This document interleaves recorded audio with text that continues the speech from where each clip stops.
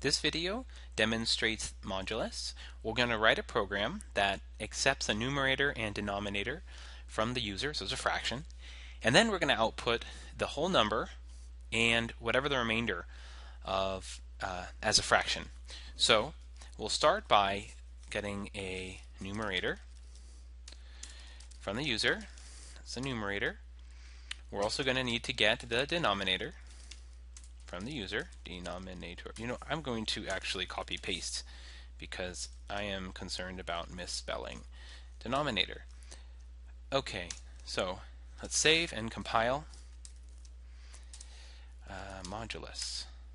And we have an error, expected initializer before cin. So cin on line 14, correct. Expecting an initializer before cin, denominator is forgetting a semicolon. That's an easy fix. Compile and let's execute. It's pausing for this cin, so it's waiting for that numerator. So let's say 10, and then now it's waiting for the denominator, which we'll say is 7. Okay, and we don't have any other output. So let's add in just some quick numerator. Add some context denominator, and then let's see how it looks. Compile, execute, 10, 7. Awesome. Alright, so if we were to output simply the numerator, which is the top of a fraction, divided by the denominator, which is the bottom of the fraction, and what do we get? Numerator divided by denominator. Save, compile, we get 10, 7, and the output is 1. So 10 divided by 7, and we get 1. And that's correct. That's the largest whole number that comes out of the fraction 10 over 7. Now what happened to the remaining 3? The 3 is lost because it goes into a decimal, the decimal points, and we're working with integers.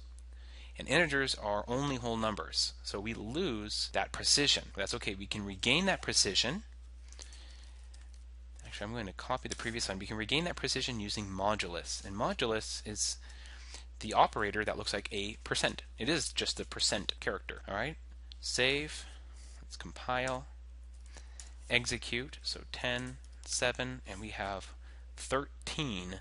Well, 13, no, it's actually 1 and 3 outputted separately. What we need to do is have a better output code here. We need to have better, more context. So let's say whole number is, and then we'll say fraction is. Okay, that gives us more context. Hopefully our output now is going to be more meaningful. So if numerator is 10, denominator is 7, the whole number is 1 and the fraction is 3. Well, it's 3 over what? It's 3 over 7, which was the denominator. So we can actually add that in. We'll say, put the divide symbol, but now we're not using the divide symbol here as an operator. We're using that as a string literal. So we're literally going to have a space, then a slash, and then a space. And what are we going to put under? We're going to put the denominator underneath. And then for just even better outputting format, we'll have an additional new line.